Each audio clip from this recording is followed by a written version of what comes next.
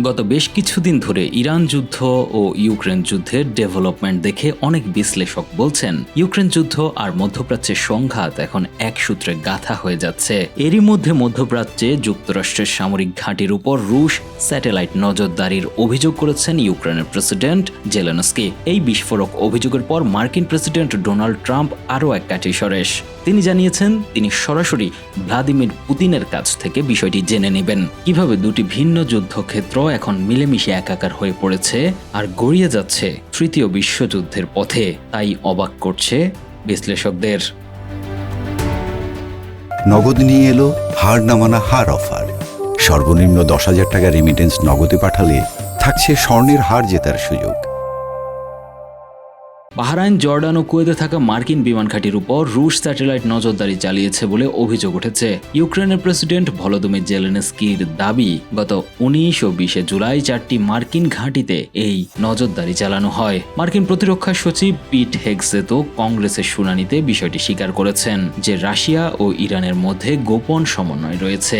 তবে এ বিষয়ে president Donald ট্রাম্পের প্রতিক্রিয়া ছিল বেশ চমকপ্রদ। তিনি বিষয়টি অস্বীকার না করে বরং এড়িয়ে গেছেন। সাংবাদিকদের তিনি বলেন বিষয়টি সত্যি কিনা তা খোদ পুতিনের কাছেই জেনে নেবেন। যদিও যুদ্ধ শুরুর পর জর্ডান সহ বিভিন্ন হামলায় এ পর্যন্ত 18 জন মার্কিন সেনা নিহত হয়েছেন। তবে ট্রাম্পের দাবি এই নজরদারি খুব একটা প্রভাব ফেলেনি। এই সংঘাতে ইউক্রেনের ভূমিকাও বেশ বহুমুখী। যুক্তরাষ্ট্রের অনুরোধে মার্চ মাস থেকে তারা উপসাগরীয় দেশগুলোকে ইরানি ড্রোন ঠেকাতে কারিগরি সহায়তা দিচ্ছে। এছাড়া গত 28 জুলাই কাস্পিয়ান সাগরে একটি ইরানি জাহাজে হামলা চালিয়েছে ইউক্রেন।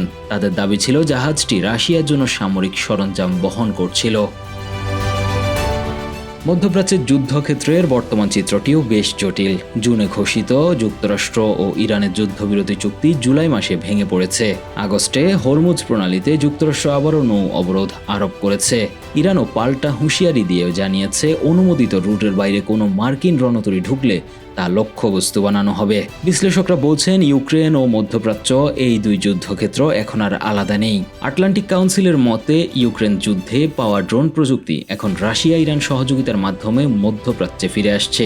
একে সরাসরি রাশিয়া ইউক্রেন প্রক্সি যুদ্ধ এর সম্প্রসারণ বলছেন বিশেষজ্ঞরা। সব মিলিয়ে ইউক্রেন ও ইরান এখন বৈশ্বিক দাবার ছকের ঘুঁটি হয়ে উঠেছে। একদিকে রাশিয়া, ইরান ও উত্তর কোরিয়ার অনানুষ্ঠানিক জোট যুক্তরাষ্ট্রের মনোযোগ বিভক্ত করেছে, অন্যদিকে ইউক্রেন ও মধ্যপ্রাচ্যে নিজেদের অবস্থান মজবুত করছে। সংঘাত যত দীর্ঘ হবে ততই এই দুই যুদ্ধক্ষেত্রের সীমারেখা অস্পষ্ট হয়ে উঠবে বলেও মনে করছেন বিশেষজ্ঞরা। News desk, 21 television.